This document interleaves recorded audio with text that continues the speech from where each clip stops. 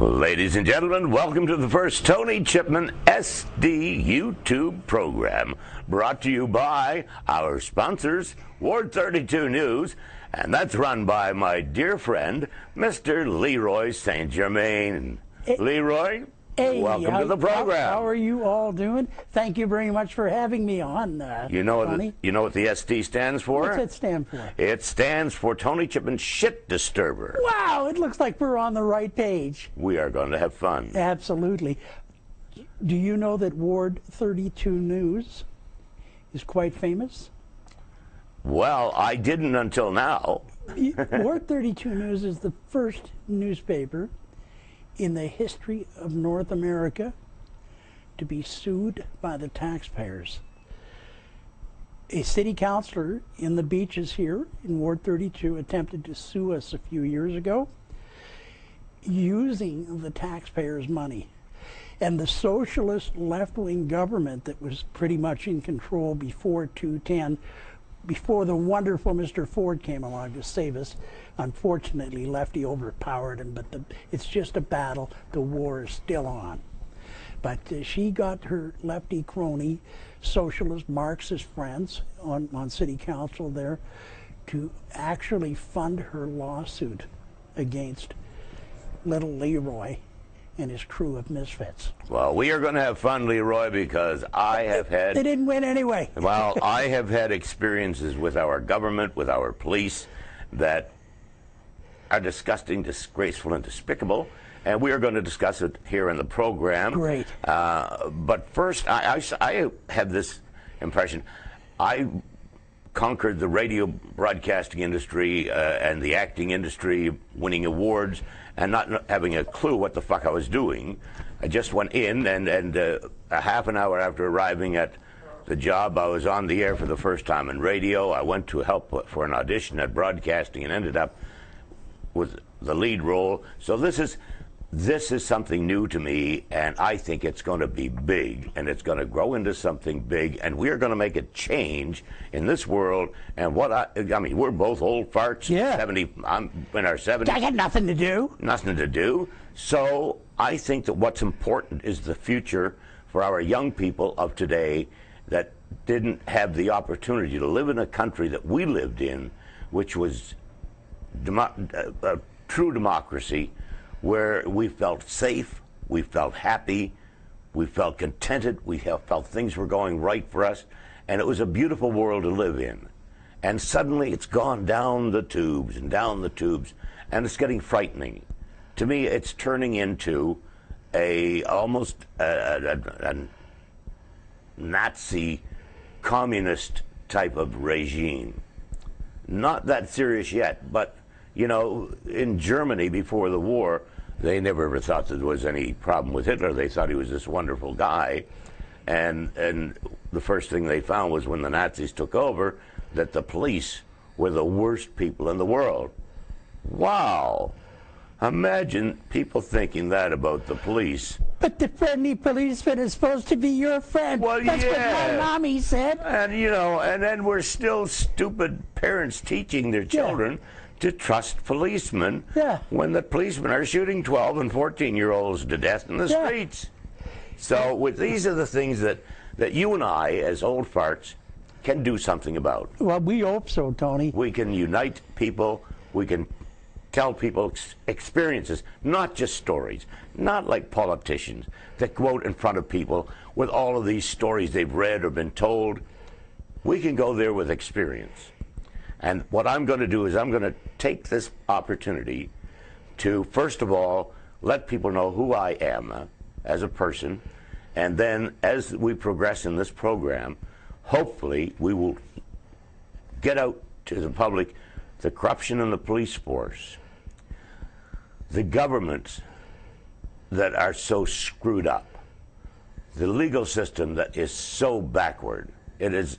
We're still operating a legal system that was started in the 1000s, and the only major change to that legal system has been in the 1600s when they brought in the jury system.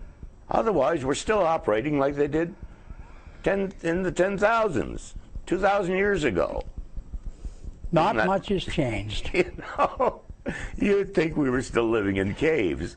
So anyway, those are the things that I'm going to be attacking. But for tonight's show, I'm glad you're here, and you will be sponsoring the program, you and Ward 32 News, which I really, really appreciate, because when I started 30 years ago with this protest, and I will explain all that later, but I haven't been able to find anybody in our society that cares as much about the future for our youth as I do, and then I found out you do. Yeah. And we can fight together along with James Sears, Arthur Potts, and a few others that will be guesting on the show as we go along.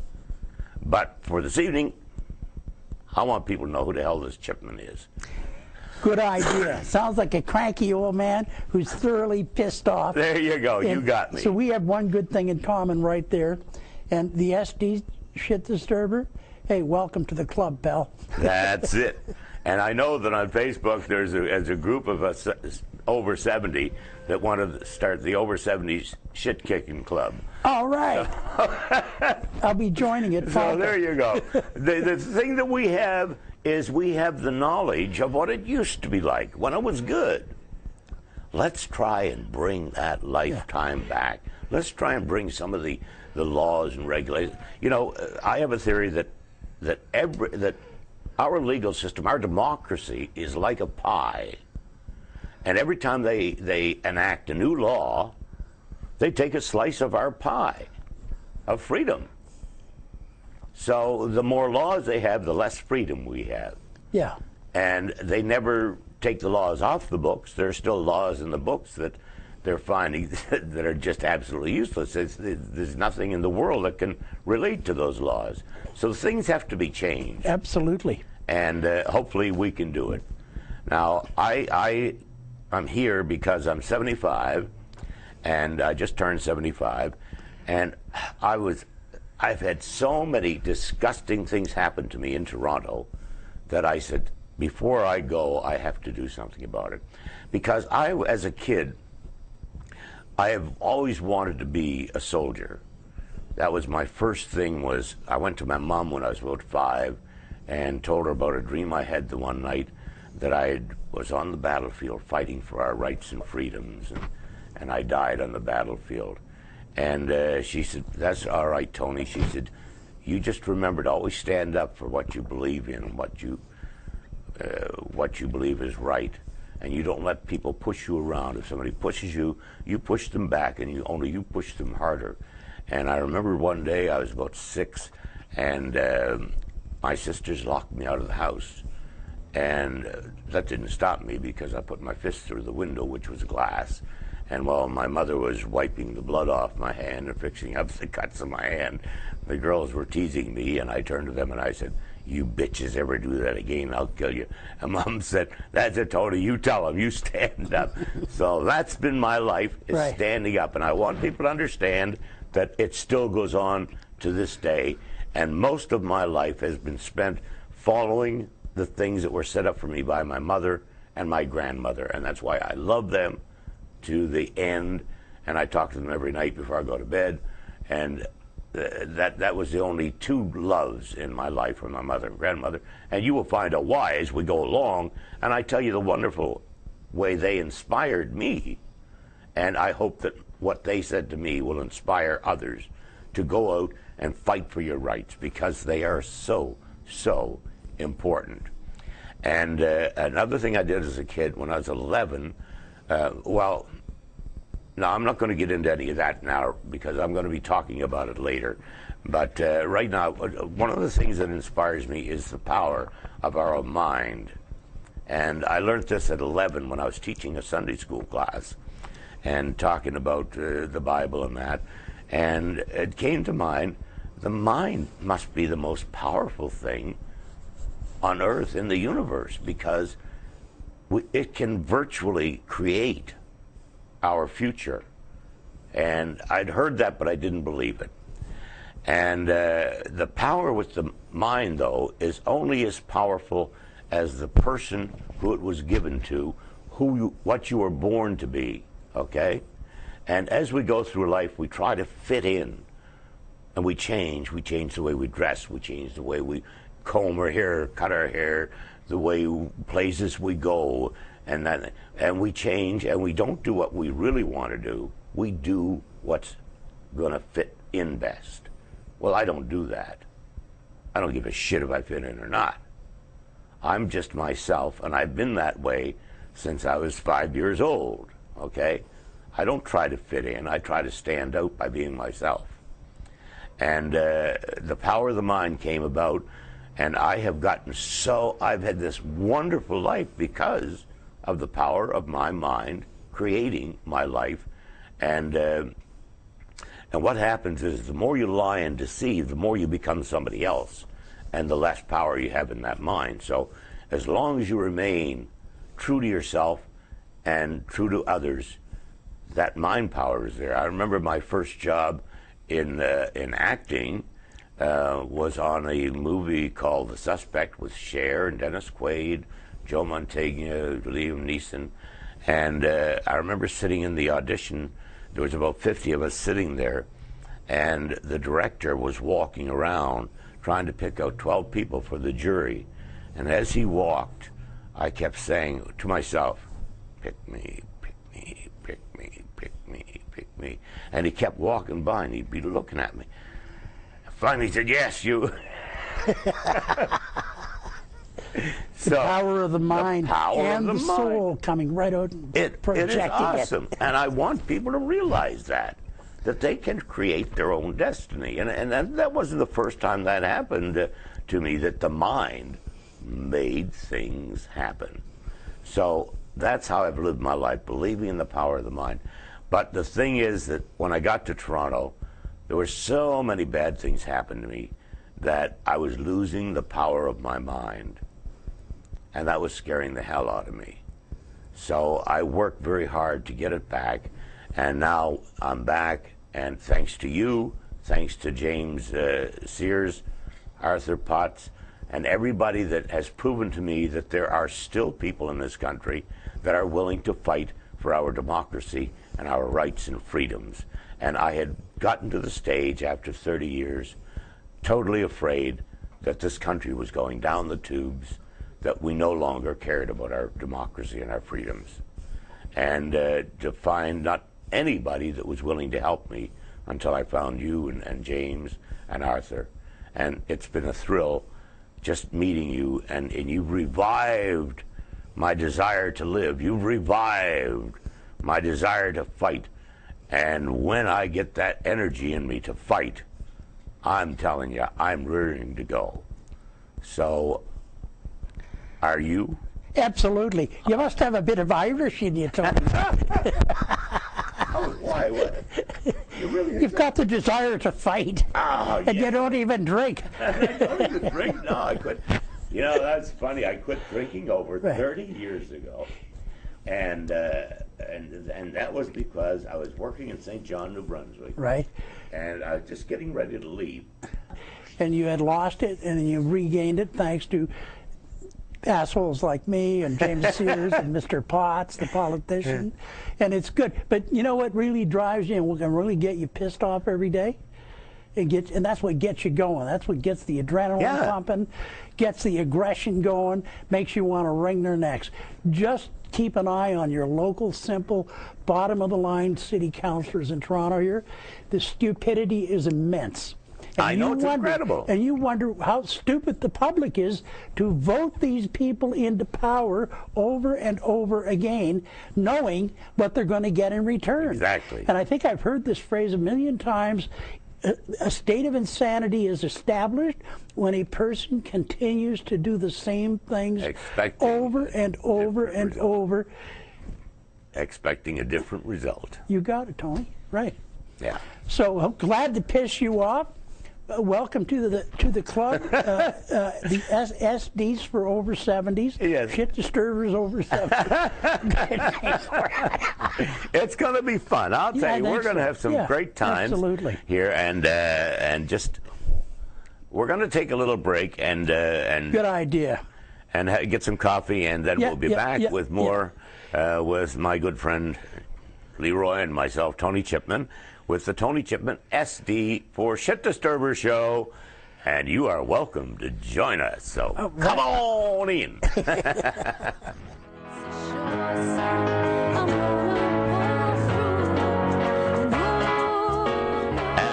Welcome back to the Tony Chipman SD Show for Shit Disturber, along with my good friend Leroy St. Germaine from Ward 32 News.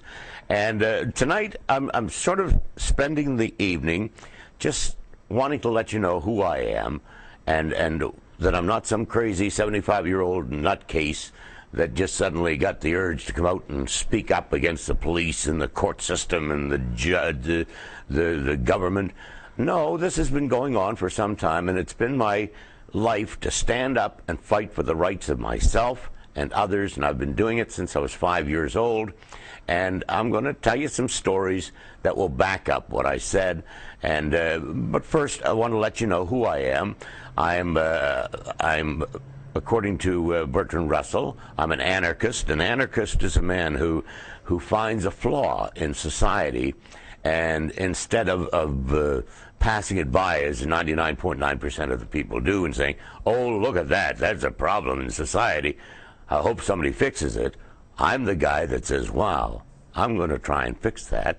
And the problem is, with an anarchist, is you have the problem, first of all, trying to fix the flaw. Then once you've fixed it, you've got to convince people that there was a flaw, and then you've got to convince them that you fixed it and that it's all right now before it is done. And it's a tough job being an anarchist. Now, the other big belief I have is in George Orwell, who once quoted, in the time of deceit, in the time of the world deceit, telling the truth will be a revolutionary act. So I like to consider myself a revolutionary because I don't like lying. And that comes from when I ran away from home at 12 and my grandmother took me in.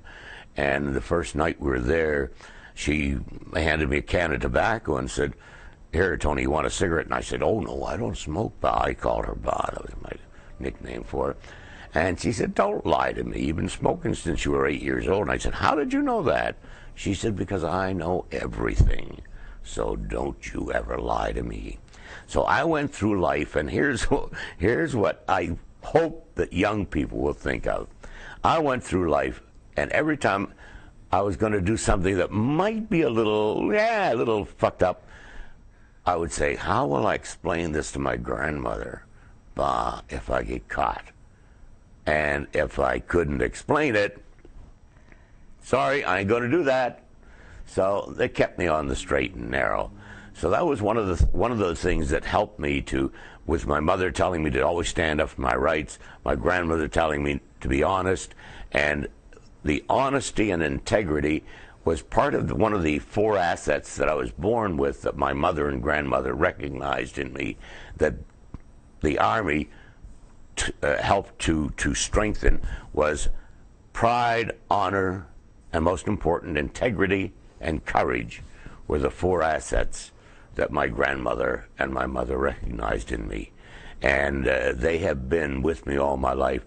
And that is any man who has ever served or ever will serve in the military are men of pride, honor, integrity, and courage.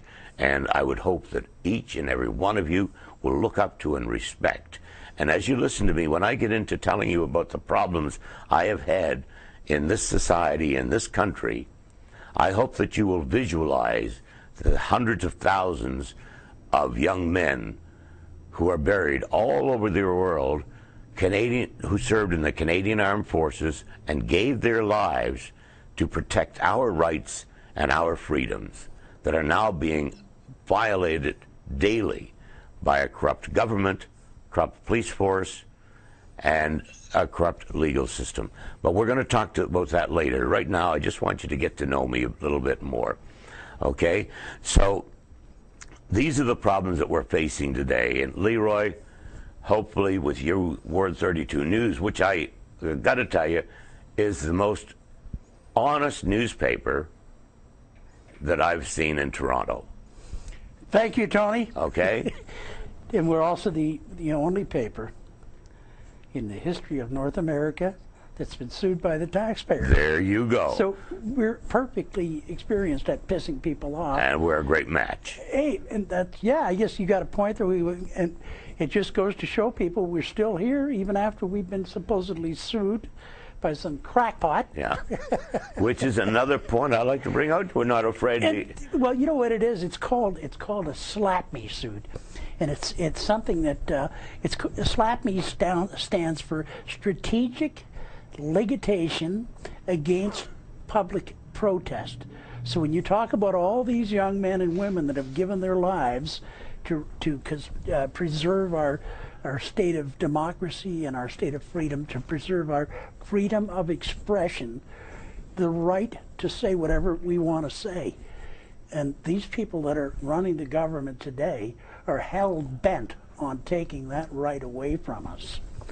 I have a large group of people trying to work. I understand they just set up a new Facebook page to get rid of that Ward 32 News guy and get rid of his paper. And they're calling me a homophobic because we criticized the gay pride parade. Hey, when naked men, your age, my age and younger, walk down the street stark naked, handing out candy-shaped dildo to kids, okay? I gotta say, hey, it's against the law. They shouldn't be doing it. And what kind of a message are they trying to deliver to the kids? Well, it is against the law, Leroy. It is against the law. And the thing is that I've never been to a gay pride parade, so I don't know. But I've seen on television. I've never seen anything like that on television. And have you been to a gay pride parade? I have been. I have indeed. Yeah. And did you see them handing out those things? No, I didn't. I didn't. Did you see any myself. naked? Huh? Did you see anybody naked? No, I wasn't. I wasn't there for the whole. I didn't either. So there, you see, that's something that I haven't been. I didn't witness, and I don't talk about, because if I didn't see it and I didn't witness it, then, as far as I'm concerned, it never happened. Okay, it's on the internet. Yeah, well, that's where we got. I think that it's easy to pick on homosexuals, and I think that the world is changing now. There was just a program on the other night about gay seniors who are being put into regular homes, regular nursing homes, instead of having a home for gay, sexual, transgendered people. So it's becoming now, nobody knows who's gay or who isn't gay. What business and it's nobody's business. And it's nobody's business in government or to take up any movement against them. Right. And that's why I disagree with if you're telling me about this stuff going on in the Gay Pride Parade, which is something I've never been to, and I can't say it's happening, but you've been there and you say it didn't happen. Yeah. Well, no. It's because I wasn't there when it happened. Yeah. Okay. But I was there. I had attended a Gay but you Pride haven't parade. seen any of the I mean, things. I don't want to be labeled as homophobic. No, and you haven't seen anything that you're saying you that. See, we were criticizing that, but what we were criticizing more than anything was the $10 million that they accumulated from different branches of the government to put that parade on. Well, if that is picking on one group of people, but you're talking about money spent stupidly. Actually, we're picking on all here's something I would like to. I've been trying to find out for some time. You're talking about money being spent stupidly. Okay, there's an ad on television right now that has been running constantly. 2 ads running constantly. It's driving me out of my mind. One of them is about prescription drugs that 80,000 young people were discovered last year using prescription drugs that could be dangerous. The other one was about, did you know that marijuana is 30% stronger now than it was 20 years ago? Who the hell cares? The difference is that now we don't have as many seeds and stems in the weed. The weed is nice and fresh and all weed instead of stems and seeds. And yes, it is more powerful. They've learned a way to make it better and stronger. So what? There's never been a death reported by marijuana. You would have to smoke 1,500 pounds Oh my God. of marijuana in 15 minutes in order to overdose. Did you know that? Hey, God knows I've tried, Tony. I know, so fine. But it can't be done, believe me. no. It can't be done. It can be or you I mean, can't. I've won a few So- pancake eating contests, but that's one you can't win. So now I'm watching this, and it's running like 3-4 times an hour. There must be millions and millions of dollars being spent advertising to 80,000 young Canadians who may be using prescription drugs. Well, if they are, they're using dangerous drugs. You know, if they wanted to advertise something dangerous to society, put an ad out about the dangers of alcohol. Well, That is the one that kills more people than all drugs, legal or illegal, combined. More people die from alcohol and alcohol poisoning, okay? And yet, but the government is pulling in billions of dollars of revenue from the people producing liquor. So, good Lord, we don't want to go out and tell them to stop making booze, despite it's killing most of our people, but they're giving us money, so... And these drug dealers, they're not giving us anything. They're not getting their end, right? You know, so that's one of the big beefs I have, and I wish somebody would find out how much money has been spent in the last few months on those advertising for the marijuana and the prescription drugs, because that is a total waste of money, and I think it's disgusting and disgraceful, and the government should be held accountable for it. We have veterans who can't get medical care. We have 3 out of 10 children in Canada are living in poverty. Yet here we are spending millions to stop people from doing something that is no more harmful than drinking a cup of coffee, and spending millions of dollars to tell them to stop drinking the coffee. I mean, it's insane. So these are the things that I want to get around to talking about and discussing in the future with you and with Arthur Potts and with James Sears and anybody that in the public that has a beef that they would like to air, that they would like to get out, would like to tell people about. And I know that when I first came to Toronto and I filed my first complaint against the police, there was a civilian complaint review board, and what you did was you went to them as a civilian to report it, and then you had to go and report it to the police. Then the police had to investigate it first, and if they thought it was necessary, they would send it back to the civilian complaint board. And those, back in the 80s, there were an average of 1,000 complaints a year against the Toronto Police Force, and of them, no more than 5% ever got transferred back to be investigated by the civilian complaint board. So you see, we're turning into a police state, you know, and people are sitting back and doing nothing. And between us, I hope that we can get people to start thinking and change their mind and start thinking about fighting back and getting rid of these politicians that are lying to them and just making their lives miserable. Okay? Oh, excuse me. So hopefully, through this program, we will get people inspired to stand up and fight for your rights and back these thousands and thousands of young men who gave their lives for our rights and our freedoms. I think we should be teaching our Charter of Rights and Freedoms should be taught in school. Nobody knows what our rights and freedoms are. I've asked people, how many times is the freedom of speech mentioned? No mention of it at all in our Charter of Rights and Freedoms. They miss out a lot of stuff in school. You know, I've noticed that. Yeah, that's something that they should be teaching in school. Is our Charter of Rights and Freedoms. Right. Okay.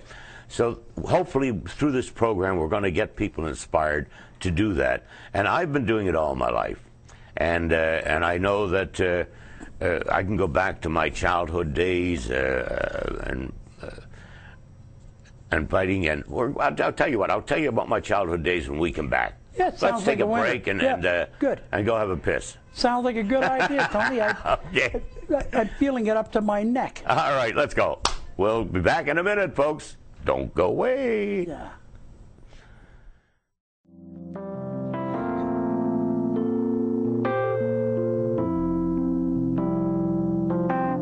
And we're back, and welcome back.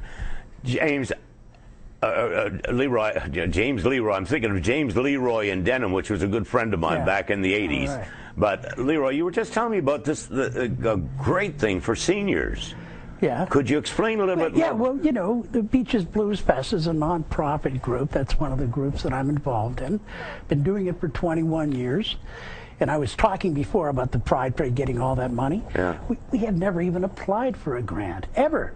We've always made everything Okay, so we do. what is it? What is this festival? Explain the festival. We used to do it outdoors, in the parks and so forth. But the bureaucrats at City Hall have made it impossible. It's not about the money. It's about, even though we have something planned and something's about to happen, they'll come up with a reason why we can't do it. Something that's really stupid. What is it that you do? Is this? Well, we entertain the public. Where do you entertain the public? Well, now we do. You said something about seniors. Yeah. Now here's what we do. Now we do our shows in venues, regular venues where they serve booze and food, because when we work out a deal with them, the deal must include dinner and a great show.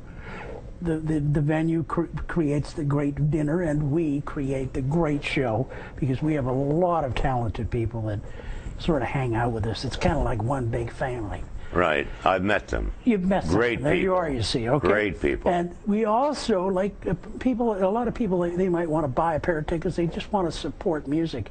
And so instead of giving us the tickets, they'll say, take the money and support music with it. So one of the things we do is we go to seniors' buildings, government seniors' buildings, and we put on a free show, throw them a Christmas party. And so that way we have found that a lot of times when we try to invite people out like that to a venue, they can't make it because they're in wheelchairs or they're just, so we decided this past year we started going to the locations. Excellent. Well, I think that's great, and I commend you for it. Because a lot of old folks, and I know even yourself, Tony, you're a music lover guy, if you heard some young lady step up to the mic and do Elvis stuff better than Elvis, how would that affect you? It just blows people away. Listening to old 50s and 60s rock and roll, I'm just in awe with it. And I know that a lot. There was a video I watched on YouTube one night about an old guy. He's older than us. That's why I call him an old guy. But he had dementia, really messed up. Don't know shit from Shinola. But as soon as he started hearing some music from his youth, all of a sudden, man, everything's right on time. He's back to normal. So music has some great healing. It's powerful emotion. And we all love music, so we just do it because we love music, and we do it because we love people. Excellent. Simple as that. It's like me loving. I get the greatest joy in life from helping others. Yeah. Nothing from that's been my life, is reaching out and not expecting anything in return. Right. I'm now looking back over my life and saying to myself, wow, I did that and I did that, and I never thought of it as being anything special, but now I realize that I was a rarity among people. What it is, Tony? We're like the Blues Brothers. We're on a mission for God. There you go. Well, and here's some of the few things that you should know about me. I don't believe in religion, for one thing, but I am spiritual. I do believe in creation, not evolution. I don't believe we came from monkeys. I believe we were created, and our Creator, I worship our Creator, because to think that somebody could create something as wonderful as a human body with all of the emotions that we have and the things that we have. So I don't call him God. I call him Pops. And I talk to him at night before I go to bed, and I say, hey, Pops, had a good day today, or had a crappy day today. But, but as for religion, I as a kid, spent much time in church. I was head choir boy, went to church Sunday morning, Sunday evening, taught Sunday school at 11 in the afternoon, went to choir practice on Monday, Boy Scouts on Tuesday, Anglican Young People's Association on Thursday. Church was my second home, and they even wanted to make me, they said, if you want to become a minister, we will pay for all of your expenses. But I didn't. I started to look at religion, and some of it just wasn't true. It just was so unbelievable. And I looked for the believable stuff. When I was teaching Sunday school, I remember talking about Jesus going around and tipping the bank tables over. And that inspired me, and that has been my inspiration in life, that somebody had the courage to go up against the system and fight the system. And boy, I don't think of him as the Son of God. Or I think he was a man with the first man that had the courage to stand up against the system. So that is why I don't believe in religion, but I am a spiritual person. Okay? And I don't believe in unions, because I think unions are there to stop anybody that has any inspiration to become anything is going to be nothing as long as they belong to a union. You have nowhere to go. You do what the union tells you. And many of the unions, that's why we don't have as many unions in the States as there used to be, but there are in Canada still. And for example, our government's employees are just ripping us blind. They're stealing us blind with their pay. So these are the things that I don't believe in. Okay, so and I'm afraid of our government. I call our government the Nazi conservatives under Adolf Harper. Okay, so because when he did, here's what the first thing turned me against the Nazi conservatives. When Adolf Harper informed his party that they were not to say anything, not to open their mouth without his permission. Do you remember that? I don't recall hearing that, but well, that was his order to his party, was you don't speak unless you've cleared it through me, which was the foundation for communism and for Nazism, that you didn't dare speak about the party without, permission. They have the same ruling going on right here, even on a municipal level. Yeah. I exposed a BIA, for instance, and at the end of it all, I had a meeting. I got a call from the apple-munching, granola-eating integrity commissioner who rides a bicycle, very politically correct young woman, is a criminal lawyer by profession, I believe, and it seemed to me at the end of the meeting, the only thing they were interested in is where did I get the information to expose this group of thieves.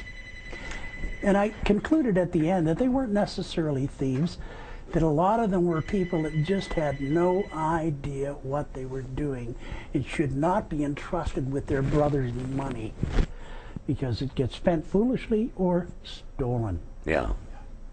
Well, we put up with this, and it's sad, and I think that we're electing people that we shouldn't be electing, that are not. They're in it for the money, Totally. They're totally in it for the money, and I think that's where we're going wrong in this country. And we're talking now about just some of the things. We're talking lightly about them now, but hopefully in the future, as the program progresses, I want to get deeper and deeper into these subjects of the police, the courts, the government, and the government organizations. Okay? This is what I want this program to be about. And what I want is the people who are viewing this program that are having the same problems that I went through, I want to get them in here to talk to them, to let them tell the world what's going on. Okay? So that's the meat of this whole program, is to get information out to people so that they can use that information, and any information that I give you is gained not from listening to other people, but from my own experience. And it's been a frightening experience. I've had the most beautiful experience in my life in Toronto, and I've had the most disgusting, hateful experiences in my life in Toronto. And throughout this sessions with you and my guest, we will be discussing the things that have happened to me over the years, and I hope that through these discussions that people will see and feel the need to stand up and fight for their rights. And first of all, they have to know their rights, and somehow or other, I think we have to get people aware of the Charter, the Canadian Charter of Rights and Freedoms, because I don't think that there's 1% of the population that has any idea of what is on that document. And it hasn't been well publicized. I actually asked somebody one time, how many times is the right to free speech mentioned? And they said, oh, I don't know. I said, could you get me a copy of the Charter so I could read it? And the only thing they have on there is, we have the right to dissent. So I immediately went to my Webster's and looked up dissent. And that's the right to disagree, the right to have a difference of opinion, and the right to express it. But, as you say, people are afraid, and if you do express it, you're, as I found out, I expressed my opinions and my thoughts 3 times against the police, and 3 times I was arrested and falsely charged with a crime. And I have known people who have said, why don't you file a complaint against the police? And they said, what? And had them on my ass for the rest of my life? Fuck you. So people are afraid of the very people that all of the thousands of men who died protecting our rights and freedoms, they left it over to these scumbags to protect them, and they are the ones who are the worst violators of our rights and freedoms. Seems that way. Yeah, so we have a major, major problem, not only in Canada. This is a world program, and if we in Canada can come up with a successful solution to these problems, we could change not only Canada, but we could change the world. Yeah. But we have to work together. Everybody has to get involved. And in Canada, we have this silly thing about Canadians are so nice. You know, they are nice. They are nice to strangers. Yeah. They are nice to anybody from the States or Europe or whatever. Oh yeah, oh, you're from the States. Oh, isn't that nice? Oh yeah. And then as soon as they turn around, walk that fucking stupid Yankee, you know. And then the Yankees walk away thinking we're nice people. We're not nice. We're hateful people. Right. I came from a family of 6, 2 brothers, and 4. Sisters and 2 stepsisters. And I have a fascinating story to tell you, Leroy, but I have to go right now, because if I don't, I'm going to shit myself. Okay? And we'll be right back, though. Right, Don't go away. Right, I'm coming right back. Yeah. Here I go. Okay, Leroy, I was just about to tell you about my family. Right. As I said, I come from a family of 2 older brothers, and 4 sisters and 2 stepsisters. But the last time I spoke to any one of them in face-to-face was 30 years ago. And I don't know how many of them are alive, how many of them are dead, and I've never, ever gone to them for help because I left home when I was 12, and never, very seldom saw them. Saw them maybe once a year for an hour or so from then on.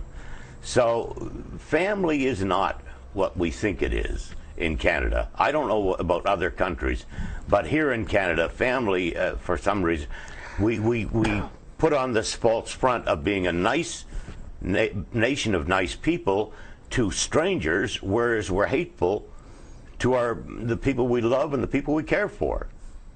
And I don't know if you see that, but definitely, that's what I see. We always get together for funerals. Yeah, I haven't been to a. We don't have them often, but every time we have a funeral, we get together for funerals. I don't go to funerals. I have not. And weddings. Yeah. Some of the or weddings. I went to married. And that. So I was married I like once. the idea of the free booze and the free food. Well, well, I don't drink, and that's another thing I wanted to bring up. Was an interesting story. I learned from things that happen to you, good or bad. Always leave a lesson. Everything leaves you with a lesson. And I remember I was working at CHSJ in St. John, New Brunswick, and I'd quit working, and I was getting ready to leave for Los Angeles to head to Hollywood to win an Academy Award. And suddenly I got staying at a friend's place, Beecher's place in St. John, New Brunswick. He worked at the other radio station, and between the two of us, I drank a bottle of scotch, he drank a case of beer, and we're chit-chatting back and forth. And then good night, we're going to bed. And the next morning, as I'm sitting there the next day talking to Beecher, Bruce Weaver, who is now the program director at SJ in St. John, came in and he said, "So how's it like staying here with Beecher?" And I said, "Oh, it's okay," but I said, "I got to leave right away. I got an appointment." And Beecher said, "Yeah, well, I hope you don't fall down the fucking stairs every night." I said, "What?" He said, "Don't you remember?" I said, "What?" He said, "Last night." He said, about 3 o'clock in the morning, I heard this crash bang. I went out, and there you were lying at the foot of the stairs. "Don't you remember that?" And I said, "No." And he said, "I asked if you were all right." And you said, "Yeah, just going to get a cup of water." And you get up and went out to the kitchen, got a glass of water, and went back to bed. I said, "That's why I'm so sore all over." And that's when I made up my mind I was going to quit drinking. And I did quit about 30 years ago. And one of the things I found was I couldn't be around people who were drinking because the smell of booze just made my stomach turn. I couldn't figure out why, until I realized that when I was growing up, my stepfather loved to come home on a Friday night drunk, and about 2 o'clock in the morning haul me out of bed when I was, 10, 11, 12 years old, and beat the shit out of me just for something to do. And I knew that none of my family was going to help me, so I'd have to get out of that situation on my own. And one night I grabbed my sister, my kid sister, who I understood he was sexually touching her, and that pissed me off. So that's what I did. I ran away from home at 12 and never looked back. And I've been on my own, and nobody's been telling me what to do all my life, and I love it. I am who I am, and I will never change. And that is why I'm here, to make others realize that you can make change in life. Absolutely. And you and the people that surround you, amazing bunch of people who I just so thoroughly enjoyed at your birthday party, meeting them all. And I look forward to working with them all again. And hopefully we will see changes made that will make this country and this world a better place. And that's why I'm here tonight. I wanted people to know that I'm an honest person who has spent my life reaching out to help others. And I want to do the same now, but I need some help. We need help. We need to work together. We need to become a team of people who care about the future. And think about the young people, of what their future is going to be like if we allowed this the depreciation of democracy to continue in this country, what's going to be there for those young people in the future? And we have to start looking at that now and saying, wait, what can we change? Where can we change? How can we change? And to do that, you have to have proof that there's something wrong. So what I did was, back in the 80s, early 80s, I decided to get inside of the legal system, and I got myself arrested. And that's one of the stories that people will be hearing over the next little while, every week when we come get together. And we're going to talk about the times that I was arrested for, first of all, dealing drugs. The next one was for possession of $20 worth of marijuana that was planted on me. I'm appalled. Yes, and I get a $1,000 fine or 6 months in fucking jail for $20 worth of weed from our wonderful justice system, because the judge was a fucking nutcase. Okay? The one who originally made it illegal was also a nutcase. They couldn't get him off the bench, despite the fact that he was mentally ill. They couldn't get him off the bench because these people are there for life. Okay? And those people are, I hate this, the whole structure of our legal system is made up and put together by two of the least trusted people in our society that decide what the most trusted position in our society is. Politicians and lawyers decide who's going to be a judge. Now that, to me, is hypocrisy. Insanity. We're giving these two groups of lying, cheating thieves power to make the most powerful man in the country. What it is, Tony, is it's a reward that they get for getting caught with their hands in the cookie jar while they were in politics. Exactly. Exactly. That's exactly what happens. And the police state is becoming so because all of these politicians are so fucking crooked that they're not going to go up against the police for fear that the police will investigate them and find out what crooks they are. So I remember that Kelway is the representative for Ward 32. The head of some communist regime. Well, I don't know where he's... NDP it is. It's kind of like a communist regime. I called him about my problem with the police and being arrested 3 times and falsely accused of crimes, and he said, "Oh, well, Mr. Chipman, we, the government, do not interfere with the actions of the police." I said, "What?" He said, "We don't interfere." I said, "If you don't interfere, if you don't control them, who in fuck in this country controls them? Here we've got thousands upon thousands of men armed to the teeth with dangerous weapons, and you're telling me that you, the government of this country, has no control over them?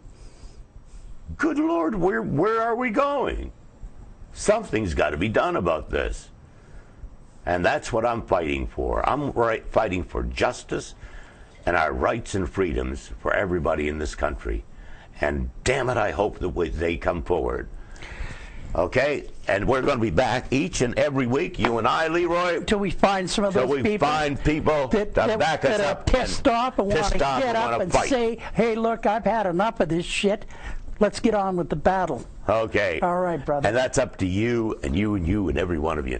And I look forward to hearing from you. We are going to have a site put up where this will be posted, and you can leave any remarks that you want. I will let you know next week how to reach us and where that posting will be, what that posting will be. In the meantime, you take care of yourself and think about what we said and think of any way that you can help, and contact us at Ward 32 News, and they can contact us how? Yourwardnews.com. Yourwordnews.com. Okay. Yeah. You got it, and we'll see you next week. Have a good one. All right. We're done.